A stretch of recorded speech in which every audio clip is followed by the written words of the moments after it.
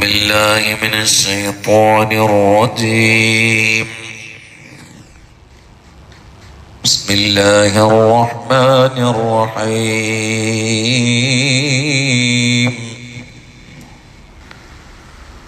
وإذ قلنا ادخلوا هذه القرية فكلوا منها حيث شئتم رغدا وادخلوا الباب سجدا وقولوا حطة نغفر لكم خطاياكم وسنزيد المحسنين. فبدل الذين ظلموا قولا غير الذي قيل لهم فأنزلنا على الذين ظلموا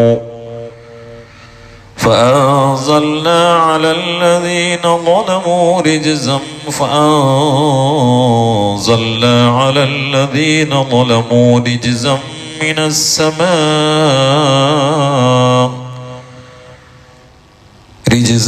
من السماء بما كانوا يفسقون. ബനൂ Israel കടൽ കടന്ന് അല്ലാഹു സുബ്ഹാനഹു വ തആല അവരെ പ്രത്യേകമായ ഒരു മരുഭൂമിയിലാക്കുകയും അവിടെ വെച്ചുകൊണ്ട് അവിടുത്തെ സ്വേച്ഛാധിപത്യമുള്ള ആളുകൾക്കെതിരെ യുദ്ധം ചെയ്യാൻ വേണ്ടി അള്ളാഹു നിർദ്ദേശിച്ചപ്പോൾ അത് മൂസാ അലൈഹിസ്സലാം പറഞ്ഞ സമയത്ത് ഇവര് പറഞ്ഞു, അത് ഇയ്യോ എൻ്റെ പടച്ചവനും കൂടി യുദ്ധം ചെയ്താൽ ഞങ്ങൾക്കാവില്ല എന്ന് പറഞ്ഞു. അപ്പൊ പിന്നെ അള്ളാഹു തആല പിന്നെയും കുറെ അവരെ ആ മരുഭൂമിയിലിട്ട് ചൂട് കൊള്ളിപ്പിച്ചുകൊണ്ട് ഉഷ്ണം കൊള്ളിച്ച് പരീക്ഷിച്ചു. അതിനൊക്കെ ശേഷം പിന്നെയും എങ്ങനെ തെറ്റ് ചെയ്യാ, പിന്നെയും ഖേദിക്കുക, തെറ്റ് ചെയ്യാ, അള്ളാഹിന്റെ അടുത്ത് അങ്ങനെയാണ് അവരെ പരിപാടി. പിന്നെയും നന്നായപ്പോൾ അള്ളാഹു സുബ്ഹാനഹു വ തആല അവരെ സ്വസ്ഥമായ സുരക്ഷിത താവളത്തിലേക്ക് വഴിമാറുകയാണ്, അവരെ താമസിപ്പിക്കുകയാണ്. ആ ഒരു ഓർഡറാണ് ഈ ആയത്തിൽ പറയുന്നത്. വഇദ് ഖുൽനാ, നമ്മൾ പറഞ്ഞ സമയത്ത്, വഖുൽനാ ദുഖുലൂ, നിങ്ങൾ പ്രവേശിച്ചോളൂ, ഹാദിൽ ഖറിയ, നീ ഗ്രാമത്തിലേക്ക്, ഈ പ്രവിശ്യയിലേക്ക് നിങ്ങൾ കടന്നോടി. അത് ബൈത്തുൽ മുഖദ്ദസ് ആണ് എന്നാണ് എല്ലാ കിതാബുകളും വെച്ചുകൊണ്ട് ലാസ്റ്റ് എത്താൻ പറ്റുന്ന പ്രധാനപ്പെട്ട ഒരു നിഗമനം. ബൈത്തുൽ മുഖദ്ദസ്, അതിലേക്ക് നിങ്ങൾ കയറിക്കോളി എന്ന് പറയും. വഖുൽനാ ദുഖുലൂ ഹാദിഹിൽ ഖറിയ, ബൈത്തുൽ മുഖദ്ദസിലേക്ക് നിങ്ങൾ കയറിക്കോളി. ഫകുലൂ മിൻഹാ ഹൈസു ശിഅ്തും റഗദാ, യഥേഷ്ടം നിങ്ങൾ അവിടുന്ന് സുഭിക്ഷമായി തിന്ന് ജീവിച്ചോളി. നിങ്ങൾ ഉദ്ദേശിക്കുന്ന സ്ഥലങ്ങളിൽ നിന്നൊക്കെ ഉദ്ദേശിച്ച ഭക്ഷണങ്ങൾ കഴിച്ചോളി. അതിനൊക്കെ അവിടെ സാധനം ഒരുക്കിച്ചിട്ടുണ്ടാണ്ട് ഇറങ്ങിപ്പോയിട്ട് നിങ്ങൾ യഥേഷ്ടം വിഹരിച്ചോളി, തിന്നോളി എന്ന് പറഞ്ഞു. വഖൂലു, അല്ലാഹ് പറഞ്ഞു, നിങ്ങൾ പറയണം ഹിത്ത എന്ന് പറയണം. വഖൂലു ഹിത്തത്തുൻ നഗ്ഫിർ ലക്കും ഖതായാക്കും വഇദ് ഖുൽനാ ദുഖുലൂ ഹാദിഹിൽ ഖറിയത ഫകുലൂ മിൻഹാ ഹൈസു ശിഅ്തും റഗദൻ വദ്ഖുലുൽ ബാബ സുജ്ജദ. രണ്ട് കാര്യമാണ് അള്ളാഹു പറഞ്ഞത്. വദ്ഖുലുൽ ബാബ സുജ്ജദ, ബൈത്തുൽ മുഖദ്ദസിലേക്ക് കയറുമ്പോൾ ഒരുപാട് വാതിലുകളുണ്ട്, അതിൻ്റെ ഉള്ളിൽ കൂടിയാണ് കയറുക. അതിൽ ഇവരോട് കയറാൻ പറഞ്ഞത് 2-ാം നമ്പർ വാതിലിലൂടെയാണ്. അങ്ങനെ കയറുന്ന സമയത്ത് നിങ്ങൾ സുജൂദ് ചെയ്തവരായി കയറിക്കോളി എന്ന് പറഞ്ഞാൽ അതിൽ പ്രധാനപ്പെട്ട തഫ്സീർ വിനയാന്യതരായി കയറിക്കോളി എന്നാണ്. കാരണം സുജൂദ് എന്ന് പറഞ്ഞാൽ വിനയത്തിന്റെ പാരമ്യമാണ്. അപ്പൊ വിനയാന്യതരായിട്ട് നിങ്ങൾ കയറിക്കോളിയും എന്നാണ്. മറ്റൊരഭിപ്രായ പ്രകാരം വാതിൽ കുറച്ച് ഇടുങ്ങിയതായിരുന്നു, അപ്പൊ കുറച്ച് തല ആട്ടിയിട്ട് പോയിക്കോളിയും എന്ന്. മറ്റൊരഭിപ്രായ പ്രകാരം അള്ളാഹ്ക്കൊരു ശുക്ർ അതിന്റെ പുറന്ന് ചെയ്തിട്ട് അതിന്റെ ഉള്ളിൽ കടന്നോളിയും എന്നുമുണ്ട്. എല്ലാം കൂടി കൂട്ടി അവസാനം ചില മഹാന്മാർ എത്തിയിട്ടുള്ള തഹ്തീത്ത് വിനയാന്യതരായി കയറിക്കോളിയും എന്നാണ് ആ പറഞ്ഞത്. വദ്ഖുലുൽ ബാബ സുജ്ജദ, വാതിലൂടെ നിങ്ങൾ വിനയാന്യതരായി കയറിക്കോളി. വഖൂലു, ആ കയറുന്ന സമയത്ത് നിങ്ങൾ പറയണം ഹിത്ത എന്ന് പറയണം. അറബ് ഭാഷ അല്ല അത് കുറെ അഭിപ്രായങ്ങളുടെ കൂട്ടത്തിൽ ഹിത്ത എന്ന് പറഞ്ഞാൽ അള്ളാഹു ഏകനാണ് എന്നതിന് അന്ന് ഉപയോഗിച്ചിരുന്ന ഒരു ചുരുങ്ങിയ വാക്കാണത്. ഷഹാദത്തെ എല്ലിക്കോളിയും എന്നാണ് ആ പറഞ്ഞത്. അല്ലെങ്കിലോ ഹിത്ത അന്ന ദുനൂബന, ഞങ്ങളുടെ ദോഷങ്ങൾ നീ മായ്ക്കണേ പൊറുക്കണേ എന്ന അർത്ഥം വരുന്നൊരു വാക്കാണത്. അപ്പൊ രണ്ടാണെങ്കിലും പ്രധാനപ്പെട്ട ഒരു നിർദ്ദേശമാണ് അള്ളാഹു നൽകിയത്. ഹിത്ത എന്ന് പറയണം. പടച്ചോനെ, അതിന് കയറുമ്പോ ഇവിടുന്ന് കുതിര കളിച്ചിട്ടുണ്ടല്ലോ, കുറെ കുഴപ്പങ്ങൾ ഉണ്ടാക്കിയിട്ടല്ലോ അതിനുള്ളൊക്കെ കയറ്റുന്നത്. അപ്പൊ അതിന്റെ പുറത്ത് തന്നെയാണ് അള്ളഹാനോട് പറയണം, ഞങ്ങൾ ദോഷങ്ങളൊക്കെ പുറത്തു തരണേന്ന് ഖേദബോധത്തോടെ പറഞ്ഞിട്ട് കയറിക്കോളി എന്ന് പറഞ്ഞു. വഖൂൽ ഹിത്ത എന്ന് പറഞ്ഞ് കയറിക്കോളി എന്ന് പറഞ്ഞു. അങ്ങനെയാണെങ്കിൽ നഗ്ഫിർ ലക്കും ഖതായാക്കും, നിങ്ങളുടെ എല്ലാ തെറ്റുകളും നമ്മൾ നിങ്ങൾക്ക് പുറത്തു തരുന്നതാണ്. വസനസീദുൽ മുഹ്സിനീൻ, മുഹ്സിനീങ്ങൾ ഇവിടെ വെച്ചുകൊണ്ട് തന്നെ മോരിനെ ആരാധിക്കാത്തവരും മൂസ അലൈഹി ഇസ്ലാമിനെ പൂർണ്ണമായി ഉൾക്കൊണ്ട് ജീവിച്ച മുഹ്സിനീങ്ങളുണ്ട്. അവരും ഈ കേറുന്ന കൂട്ടത്തിലുണ്ടല്ലോ. അവർ മുഴുവനും മോശപ്പെട്ടവരല്ല, അവരിൽ നല്ലൊരു വിഭാഗമുണ്ട്. അപ്പൊ ഈ കേറുന്ന കൂട്ടത്തിൽ നേരത്തെ കുഴപ്പമുണ്ടാക്കിയ ആളുകളും കുഴപ്പമില്ലാത്ത ആളുകളുണ്ട്. അവർക്കാണ് അന്ന് മുഹ്സിനീങ്ങൾ എന്ന് പറഞ്ഞത്. വസനസീദുൽ മുഹ്സിനീൻ, നിങ്ങളുടെ കൂട്ടത്തിലുള്ള മുഹ്സിനീങ്ങൾ ഉണ്ടല്ലോ, അവർക്ക് നമ്മൾ വേറെ വർദ്ധിപ്പിച്ചു കൊടുക്കും. നിങ്ങൾക്ക് തെറ്റുകളൊക്കെ പുറത്തു തരും ഹിത്താന്ന് പറഞ്ഞാൽ. പക്ഷെ തെറ്റ് ചെയ്യാത്ത ആളുകളും ഹിത്താന്ന് പറയും. അപ്പൊ ഞങ്ങൾ എന്തിനാ പറയണതെന്ന് ചിന്തിക്കണ്ട, അവർക്ക് നമ്മൾ വേറെ എക്സ്ട്രാ കൊടുക്കാണ്ട്. വസനസീദുൽ മുഹ്സിനീൻ, മുഹ്സിനീങ്ങൾക്ക് നമ്മൾ വേറെ കൊടുക്കും, സിയാദത്ത് കൊടുക്കും എന്നാണ് പറയുന്നത്. ഇനി ആയത്തിന്റെ തുടർച്ചയിൽ ഇവർ ചെയ്തതാണെന്നോ പറയുന്നത്. ഫബദ്ദലല്ലദീന ളലമൂ, അക്രമികൾ പകരമാക്കി, ഖൗലൻ, വാക്കിനെ, ഗൈറല്ലദീ ഖീല ലഹും, അവരോട് പറയാൻ പറഞ്ഞ വാക്കല്ലാത്ത മറ്റൊരു വാക്കാണ് അവർ പറഞ്ഞത്. അള്ളാഹ് അവരോട് പറഞ്ഞത് ഹിത്താന്ന് പറയണമെന്നാ, അവര് പറഞ്ഞത് ഹിന്താന്നാ. അതിനർത്ഥം ഗോതമ്പ് എന്നാണ്. രണ്ടും സാമ്യമായ വാക്കുകളാണ്. പക്ഷെ അവിടെ വെച്ചുകൊണ്ട് രണ്ട് കാര്യത്തിനാണ് അങ്ങനെ പറഞ്ഞത്. ഒന്ന് അള്ളാഹിനെ പരിഹസിക്കാനും, രണ്ട് തിന്നാനുള്ള ആർത്തിയിലും. ഹിത്താന്ന് പറയുന്നിടത്ത് ഹിന്താന്ന് പറഞ്ഞാൽ അത് വല്ലാത്തൊരു പരിഹാസല്ലേ. എന്നാ വാക്ക് തമ്മിൽ ചെറിയ രൂപം സാദൃശ്യമുണ്ട്, അർത്ഥം മാറും. ഹിന്താന്ന് പറഞ്ഞാൽ ഗോതമ്പ് മണിക്കാണ് പറയാ. അപ്പൊ അതിന്റെ അർത്ഥം പുറത്ത് തരണേന്ന് പറഞ്ഞ സ്ഥാനത്ത് ഗോതമ്പം തരണേന്ന് പറഞ്ഞിട്ട് ഉള്ളിക്ക് കയറുന്നത്. ഇത്രയുടെ ആർത്തിയും അലച്ചും പരിഹാസമുള്ള ഒരു കൗമാണ് അവര്. ഹിന്ത എന്ന് പറഞ്ഞു. ചില ആളുകൾ ഹബ്ബ എന്ന് പറഞ്ഞു, അതും വിത്ത് തന്നെ, ഗോതമ്പ് തന്നെ അതിന്റെ അർത്ഥം. ഞങ്ങൾക്ക് ഇനി അരി തരണേന്ന് പറഞ്ഞിട്ട് അതിൻ്റെ ഉള്ളിൽ കയറി. അക്കോലോ ഹിത്ത എന്ന് പറയേണ്ട സ്ഥാനത്ത്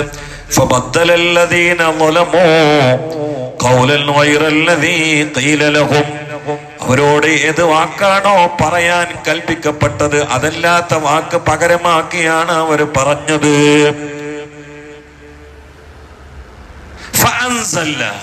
അപ്പൊ നമ്മൾ ഇറക്കി.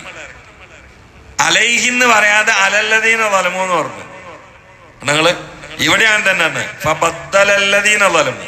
അപ്പൊ അതിൽ രണ്ട് കൂട്ടരുണ്ട്, ഒന്ന് തമ്മാടികളുണ്ട്, നല്ലവരുണ്ട്. ഇവിടെയും പറഞ്ഞു ഫഅൻസൽനാ അലല്ലദീന ളലമൂ, അവരിൽ അക്രമം ചെയ്ത് തമ്മാടിത്തരം ചെയ്ത ആളുകളുടെ മേൽ നമ്മൾ ഇറക്കി റിജ്സം മിനസ് സമാ, ആകാശത്തിൽ നിന്ന് രിജ് ഇറക്കി. ബിമാ കാനൂ യഫ്സുഖൂൻ, അവർ ചെയ്ത തമ്മാടിത്തങ്ങൾ കാരണത്താൽ ആകാശ ലോകത്തിന് നമ്മൾ രിജിസ് ഇറക്കി. രിജിസ് എന്ന് പറഞ്ഞാൽ അദാബ് എന്നാണ്. ഈ അദാബ് എന്തായിരുന്നു? ആദ്യം ആ ചരിത്രങ്ങൾക്ക് മനസ്സിലായല്ലോ. ഇവരോട് ബൈത്തുൽ മുഖദ്ദസിലേക്ക് കയറാൻ വേണ്ടി പറഞ്ഞു. കയറുന്ന സമയത്ത് അവരോട് വിനയാനിതരായി കയറാൻ വേണ്ടി പറഞ്ഞു. തലക്കൂന്ന് കയറാൻ വേണ്ടി പറഞ്ഞു. കയറുന്ന സമയത്ത് ഹിത്ത എന്ന് പറയാൻ വേണ്ടി പറഞ്ഞു.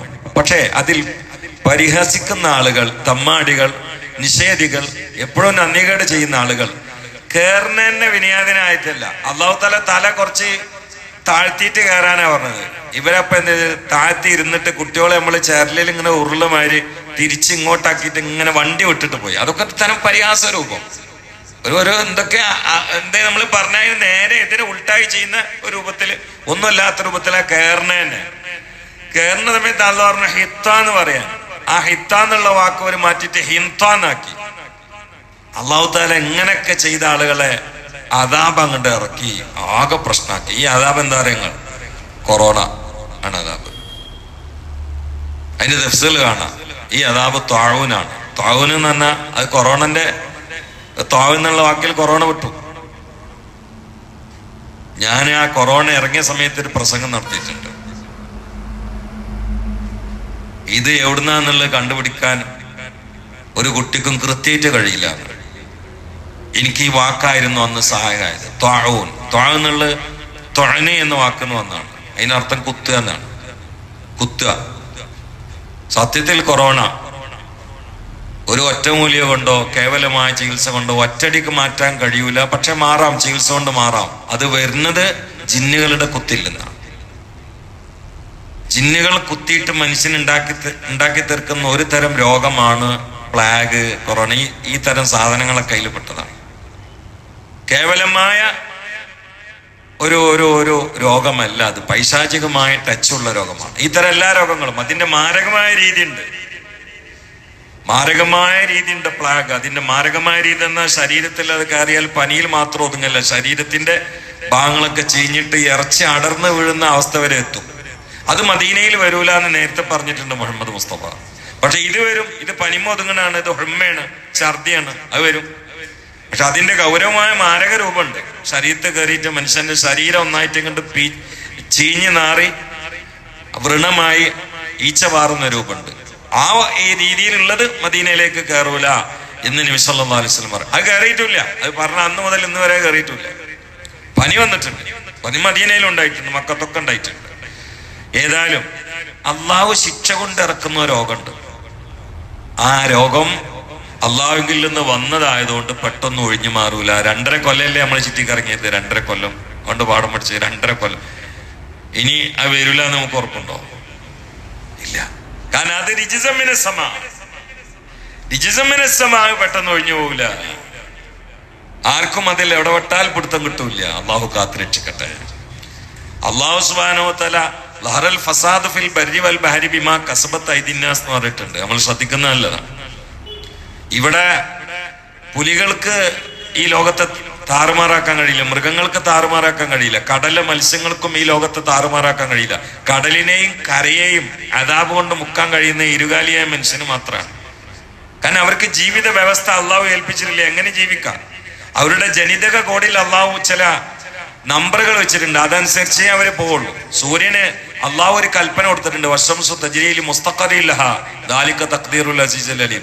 അവിടെ നിന്നെങ്ങാനും സൂര്യൻ നമ്മളെപ്പോലെ, നമ്മളിപ്പോ സിറാത്ത് മുസ്തഖീമും തെറ്റുന്ന പോലെ സൂര്യൻ അതിന്റെ സിറാത്ത് മുസ്തഖീമും തെറ്റുകയാണെങ്കിൽ നമുക്ക് ജീവിക്കാൻ പറ്റില്ല. പക്ഷെ സൂര്യന് അതിന് നിശ്ചയിക്കപ്പെട്ട സിറാത്ത് മുസ്തഖീമും തെറ്റൂല, അത് ചലിച്ചുകൊണ്ടേയിരിക്കും. നക്ഷത്രങ്ങളൊക്കെ അങ്ങനെയാണ്. ആകാശം അതിന്റെ സിറാത്ത് മുസ്തഖീമിന്റെ അപ്പുറത്ത് പോവില്ല, ഇപ്പുറത്തേക്ക് വരില്ല. ഭൂമി അങ്ങനെ തന്നെയാണ്. ഭൂമിക്ക് ചലിക്കണമെങ്കിൽ ഒരു സ്പീഡ് അള്ളാഹു തആല കണക്കാക്കിയിട്ടുണ്ട്. ആ സ്പീഡിന്റെ അപ്പുറം ചലിച്ച് നമ്മൾ തല ഇറങ്ങിയിട്ട് ഛർദ്ദിച്ച് വീണു. പക്ഷെ നമ്മളറിയില്ല, നമ്മൾ അറിയാതെയാണ് നമ്മളെ കൊണ്ട് യാത്ര ചെയ്യുന്നൊക്കെ. യാ റബ്ബ്, ബുദ്ധിയുള്ള മനുഷ്യനോട് അള്ളാഹു സുബ്ഹാനഹു വ തആല പറഞ്ഞു, ഈ സിറാത്ത് മുസ്തഖീമിൽ ഉറച്ചിക്കണം പറഞ്ഞു. മനുഷ്യൻ ഉറച്ചിക്കണില്ല.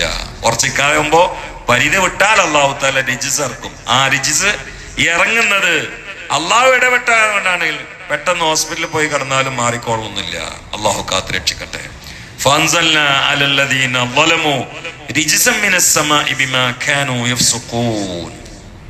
ഇവിടെ വേറൊരു കാര്യം ചിന്തിക്കാനുള്ളത്, ഇവരിങ്ങനെ തമ്മാടിത്തരം ചെയ്തിട്ടും പിന്നെ അള്ളാഹു തആല എന്താണ് ഇങ്ങനെ അനുഗ്രഹം കൊടുക്കണത് അറിയങ്ങള്? അവൻ ചിന്തിക്കാമല്ലോ. എന്നാ പിന്നെ അള്ളാഹ് കണ്ട് തൂത്ത് വാരി വലിച്ചിരുന്നോട്ടെ. ഇതിങ്ങനെ പറയാ ധിക്കാരം ചെയ്യുക, പിന്നെയും പറയാ ധിക്കാരം ചെയ്യുക, പിന്നെയും പറയാ ധിക്കാരം ചെയ്യുക. എന്നിട്ട് എങ്ങനെ? അതിന് ഒരു കാരണമുണ്ട്. മുമ്പ് ഫിർഔന്റെ അതികഠിന കഠോരമായ പീഡനങ്ങൾ സഹിച്ച് മൂസാ നബിന്റെ കൂടെ നിന്ന ആൾക്കാരാ അവര്. അങ്ങനെ ഒരു ഗുണം ആദ്യം ഉണ്ടായിട്ടുണ്ട്. ഇവരാരും ഫിർഔന് സുജൂദ് ചെയ്യാൻ വേണ്ടി ആണ്ടുപോയില്ലല്ലോ. ഫിർഔന് എനിക്ക് സുജൂദ് ചെയ്തിട്ട് ഇവിടെ കഴിഞ്ഞാൽ സ്വാസ്ഥ്യമായിട്ട് വിഹരിക്കാം, അതിനെല്ലാ സൗകര്യ സ്വാതന്ത്ര്യങ്ങളും തരാന്ന് പറഞ്ഞിട്ടും മൂസാ അലൈഹി ഇസ്ലാമിന്റെ അനുയായികളായിട്ട് ഇവിടെ നിന്നല്ലോ. ആ സമയത്ത് ഫിർഔന്റെ അതികഠിനമായ മർദ്ദന പീഡന അത് സഹിച്ചുകൊണ്ട് ആ പ്രതിസന്ധികളൊക്കെ സഹിച്ച് അവര് നിന്ന കാരണത്താൽ അതൊരു സ്വബറാണ്. അള്ളാന്റെ ആളെ കൂടെ സ്വബറോടുകൂടി നിന്ന കാരണത്താലാണ് ഇവരെ പെട്ടെന്ന് അദാബിലാക്കാതെ അള്ളാഹു തുടരത്തുരെ അനുഗ്രഹം ചെയ്തിട്ട് ഇവരെ കൂടെ നിന്നുകൊടുത്തത് എന്ന് മഹാന്മാർ പറഞ്ഞിട്ടുണ്ട്. അതിന് അങ്ങനെ ഒരു പാഠം നമ്മൾ ഉൾക്കൊള്ളാണ്ട്, നമ്മള് അള്ളാഹുവിന്റെ ആളുടെ കൂടെ അല്ലെ, ഞാൻ നമ്മളെ കുട്ടികളെ നോക്കിയതാ, ഞാൻ അതാണ് ഇങ്ങോട്ടൊക്കെ നോക്കണേ, ഇവരെങ്ങനെ നോക്കുക, ഇവരാരോ ഇറങ്ങണെന്ന് ആവശ്യം മനസ്സിലായി. ഇങ്ങനെ മാറി എന്നപ്പോഴേ ഒരു സംശയം, വേറെ ഒന്നുമില്ല. നിങ്ങളെ ബോഡി മൂപ്പർക്ക് ഇങ്ങനെ ഞാൻ കാണാതിരിക്കാൻ ഒരു മറയായി സ്വീകരിച്ച് ഇങ്ങനെ തല താഴ്ത്തിയിരുന്നപ്പോ, നമ്മൾ ഈ പഴയ കാലത്ത് പെണ്ണാണാൻ വന്നിട്ടുണ്ടാവുമ്പോ കുട്ടികൾക്കൊരു വാതിലിന്റെ പൊളിന്റെ അപ്പുറത്തേക്ക് മാറില്ല. അപ്പൊ എനിക്ക് ആ ഓർമ്മ ഒന്നാണ്. അപ്പൊ എന്റെ മനസ്സിൽ തന്നെ ഉണ്ടായി മിക്കവാറും ഇന്ന ആളായിരിക്കും. ആ ഒരു ഗവേഷണം തെറ്റോന്ന് ഞാൻ നോക്കി, അപ്പൊ തെറ്റിയില്ല, ആളെന്നെ. ആരും കണ്ടില്ല, ഇനി വേണേ ഒന്ന് പറയിക്കോട്ടോ, കണ്ടിട്ടൊന്നുമില്ല.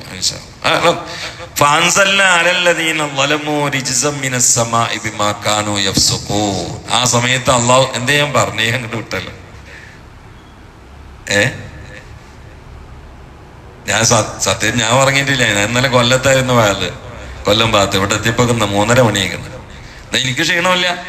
അപ്പൊ നിങ്ങളായിരിക്കും ഇടങ്ങറായിട്ട് ക്ലാസ്. എനിക്ക് ഒരു ക്ഷീണമില്ല. നിങ്ങളിവിടെ ഇപ്പൊ ഉച്ചവരെ ഇരിക്കുകയാണെങ്കിൽ ഞാൻ ഉച്ചവരെ ക്ലാസ് എടുക്കും. നിങ്ങൾ ഇരിക്കൂലെന്ന് എനിക്ക് ഉറപ്പുള്ളതാണ് ഞാൻ പറഞ്ഞു. എന്താ കണ്ടാ, അള്ളാന്റെ ആളെ കൂടെ ക്ഷമിച്ച് നിന്നാൽ അള്ളാഹു അവര് വെറുതാക്കൂല. ഇത്തിരി കുഴപ്പങ്ങളും തമ്മാടിത്തരങ്ങളൊക്കെ ചെയ്താലും അള്ളാഹ് വലിച്ചെറിയില്ല. അള്ളാഹ് ആദ്യം അവര് ചെയ്ത ആ സ്വബറ് അള്ളാന്റെ ഇൽമിലുണ്ടല്ലോ, അതനുസരിച്ചുകൊണ്ട് അവരെങ്ങനെ മാക്കി സൗകര്യം കൊടുത്ത് നന്നാക്കാൻ നോക്കി പിന്നെ അനുഗ്രഹം കൊടുത്ത് അവരെ ഒപ്പം തന്നെ അള്ളാഹ് കുൻ മഅ അല്ലാഹ് ഔ മഅ മൻ കാന മഅ അല്ലാഹ്. അത് മതി.